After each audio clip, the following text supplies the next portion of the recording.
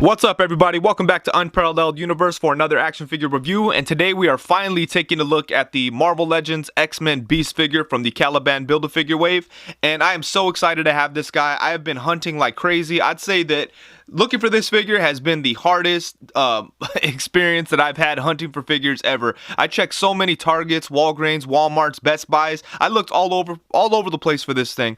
I was going every day at my lunchtime looking for this, on the way home from work, all the time. I had family members looking for it. My wife was out there looking for it. My coworkers were keeping an eye out for it. It was insane. I probably should have just relaxed and waited for pre-orders, but I was being very impatient and I wanted to get this guy and review it. Finally, after a couple weeks, my little sister found it in Walgreens randomly. She walked in there and he was sitting on the pegs. So she grabbed it for me and she gave it to me as a surprise. I came out of Endgame, stopped at her house, and she gave it to me. So, awesome stuff. But anyways, let's get into it. So, it's the typical Marvel Legends packaging. It's collector friendly. You could see the figure here in front. I like that the figure's huge and it takes up all the space in the package. That's dope. And you could see the accessories, all that cool stuff. On the side, we get some really nice looking artwork of Beast. On the back, we get the same artwork and a little character description.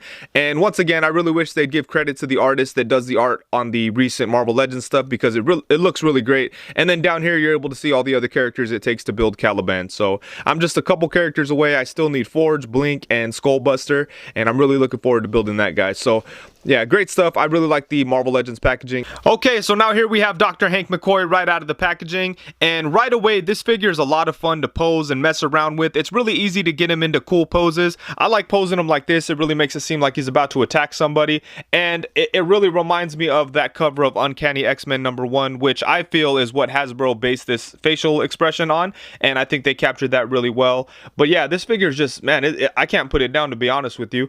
And yeah, he just looks great in all kinds of different poses. Check that out. I love the size of him and just everything about it. This figure looks so cool. But let's go ahead and take a look at the sculpt. I love that they sculpted fur details all over the body. There's no smooth spots. Even like right in here, you could see that there's sculpted fur, and all of it looks really, really nice. I looked at this whole figure and couldn't find any smooth spots, so I think that's super dope that they did that. Check that out. There's fur everywhere. And I do like that they added some different types of colors to the fur, and in some places it works really well. Like in the chest area, it really fades into from the lighter to the darker colors very nicely. Same thing up here. I like the way this all fades in. And some parts, it's kind of like drastic, the changes, the different colors. See, as you can see, the shoulder here is very dark and then the upper bicep is very light. So it kind of clashes. It's not a huge problem or anything, but it's definitely something that you notice. But for the most part, it looks really, really nice. Check that out. That's a really good looking figure. Hasbro did a really great job on this guy. And one thing that's really cool, if you notice on the back of his legs, there's no huge serial numbers. They finally, you know, started putting it in a place that makes more sense, and they have it here at the bottom of the foot. You could barely even see it, so that is super cool. That's definitely a big step in the right direction. And I do like what they did with the belt. It is a loose floating piece, but it's very tight, so you don't have to worry about it falling around or anything like we've seen in the past. And that looks great. This figure just looks like he jumped right out of the cartoon, except for the head.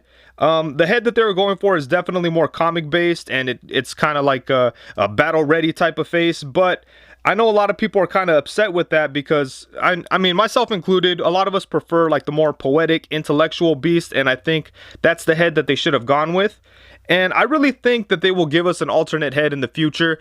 You know that Hasbro has a history of sticking random heads in with other figures, so I really don't see this as like, you know, like the end of the world for the Beast figures. I'm sure that they will stick another head in a future X-Men line or something, and hopefully they give us something that has some glasses and a mouth closed and eyeballs. I think that'd be great. But this head, it definitely catches what they were going for. And the sculpt work is good on it. It looks really nice. And I like the details, actually. You have the darker hair with some blue details in there. You have the ears. And yeah, it does look very good. But I think it's just a little different from what most people would want from a Beast figure. But for me personally, I like to have this head. I just wish that it also included the other style of head. Because Beast is kind of like, you know, he could get down. He could get ferocious and fight and be crazy. But for the most part, he's a pacifist. You know, quoting poetry, an intellectual dude. So I wish we had a head to reflect that, but hopefully we'll get that in the future. But yeah, For the most part, I'm very happy with the way this figure looks. And he has a lot of articulation, but all the joints are very well hidden. Nothing stands out as super ugly. So I'm very happy with what we have going on here.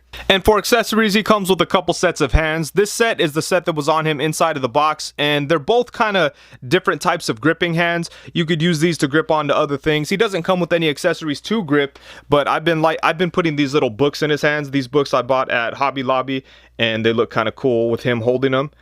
So yeah, you could use these gripping hands for different types of things. Maybe you could like have him grip onto like a bar hanging onto something. And then the next set of hands is a flat hand that you could use for balancing, and then a fist. And the final accessory that it comes with is the head for the Caliban Build-A-Figure. And this is looking really nice too. I've always liked this look for Caliban, so I'm looking forward to putting this guy together. Hopefully I could get the rest of the pieces soon enough to review them, you know. But yeah, this is looking nice, so looking forward to building this guy.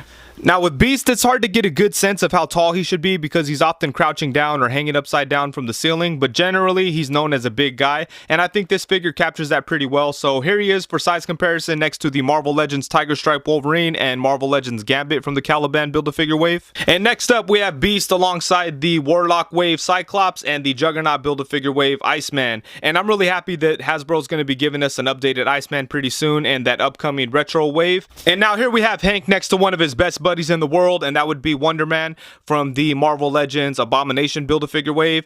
And then we have him next to Vision from the Series 2 of the Vintage wave. And next up we have him with the Marvel Legends Rider Series Professor X and the Marvel Legends Jubilee from the Caliban Build-A-Figure wave. And of course we got to get him with a couple of villains. So here he is next to the Toy Biz Marvel Legends Face Off 2-pack First Appearance Sabretooth and the Marvel Legends Omega Red. And now here we have him next to the Marvel Select Beast and the old school Marvel Legends Toy Biz Beast. If you guys want to see me do like a full comparison video with the three of these guys, let me know in the comments. And here's a look at Beast next to a couple of other characters while he's in a crouching position, because if you're like me, that's probably how you're going to have him in your display.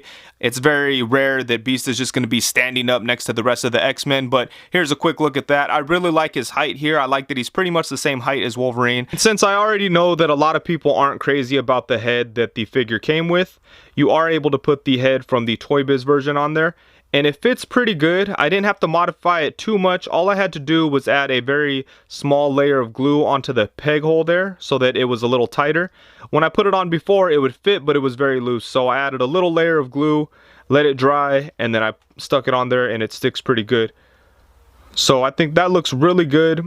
And I'm not the biggest fan of this head sculpt, but the thing that makes it work for me is throwing on these glasses from the old Toy Biz Professor Hulk figure. And then that gives me a look for Beast that I really, really like. And the blue doesn't match perfectly with the fur on the body, but the darker parts do match with the darker parts on the figure. So you don't really need to paint it. I guess you can if you want it to look perfect, but as is, it really works. I mean, you know, if somebody didn't know better, they wouldn't be able to tell that this head was thrown on there from another figure. I think it matches up pretty good. But yeah, I like this look a lot, but I still don't think we have a perfect Beast head sculpt. I think that Hasbro could give it to us, but yeah, I think this looks good, and this is probably how I will display him on my shelf along with the other animated series inspired X-Men. I think that looks really, really cool. You could have him look like he's reading his book here. Or if you don't want to go through the trouble of using that Toy Biz head, you could always just throw the glasses onto this Beast, kind of put a book there to cover his mouth, and I think that looks awesome too. You could probably get some pretty cool pictures out of that. So a big concern people had with this figure was whether or not you'd be able to get him into a handstand pose, and you can, but it takes a lot of patience because you got a couple things working against you. The plastic on the arm is a little soft, and also the joint is a little loose, as you could see there, so it really wants to collapse under the weight of the figure because the figure's pretty heavy. And another thing that's working against you is the plastic on the fingers is really soft too, so even when you get him into a handstand position, it's not going to hold very long because these fingers start to move, especially if you're like in a hot room or something like that. So I suggest maybe putting them in a freezer just for a few minutes before you start posing them. That way the joints are nice and tight, or even if you want, you could put some of that floor polish on the joints to make it tighter, or super glue, or whatever it is that you do. For the hands, you're just going to have to kind of, I'd say, put it in a freezer just for a few minutes and then start posing it. But I really doubt that you're going to be able to have them on your shelf in a handstand position without some type of assistance. But I do think that you could get him into a nice handstand for some pictures. Let's see what I could do here. I've been trying for a minute here. I got a couple more things working against me because my little stage thing here is just a piece of wood covered in felt. So you get some behind the scenes secret there. But yeah, it's not very helpful when it comes to standing a figure like this. But I was able to do it before, so I'm determined to do it here on camera. And let's see. Luckily, he has a lot of articulation, so you're able to move around his legs and his arms and stuff to get the weight in the right spot. And it's, like I said, you just need some patience, so bear with me here.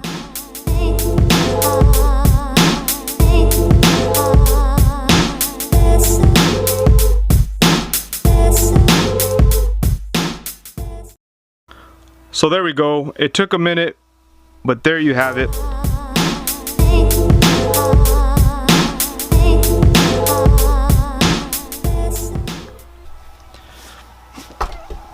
And there we have another one. And like I said, it takes a lot of patience, but it's possible. I made it a little bit harder on myself by using this base. I should have got like a solid piece of plastic to put on top there, but it worked out and it is possible. So it would have been cool if he had two flat hands so that he could do this on either side. And Beast has some really great articulation. Hasbro did some things here that I don't think I've seen them do on a Marvel Legends figure, so it's very exciting. So let's get into it here. His head is on a ball joint, so you can go side to side all the way around if you'd like. You know, you have some tilt. Let's see there, you have some tilt that's pretty good. He could look up to right there, which is good. He could look down to right there. So really good stuff in the head. And then you have the torso. The torso is where they did some really great things that I really hope we could see more of moving forward. So you have the, I guess you could say, like a double jointed torso situation. It's very similar to what DC Icons used to do and what Hasbro's been doing on the recently released Power Rangers line. And it's where they have a mid diaphragm cut, which gets you a lot of side to side and just general rotation there. And you also get your swivel from right there. He does not have a waist swivel, so that's the only place that you're going to get your swivel from, which is more natural and realistic. So that is really, really cool. I love that joint a lot. But in addition to that, they also have an ab crunch going here. So check that out. You get some really good forward crunching from Beast. That is so cool. And that's with both of those joints working together. And you could get them to go back to about right there. It's kind of hindered a little bit because you have his back muscles. But for the most part, I think it's pretty good. So yeah, really good stuff on the torso. I like that a lot. And then you have the butterfly jointed shoulders that allow his arms to come way back like that. So you could get him into some like attacking poses and stuff. That's really cool. They come forward to about there. And then you have the ball jointed shoulder that goes all the way around. You have the upper bicep swivel, double jointed elbow, swivel at the wrist, hinge at the wrist. So really good stuff going on with the arms and the shoulders. And then for the legs, you have like the typical Marvel Legends hips, which is pretty cool. They come out to right there. They come forward to about right there. They come back to only about right there. Then it's stopped by his butt there.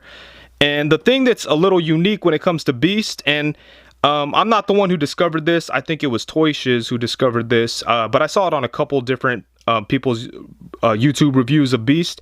And what they have going on here is drop down hips like we see on import figures to increase the amount of articulation you get from the legs.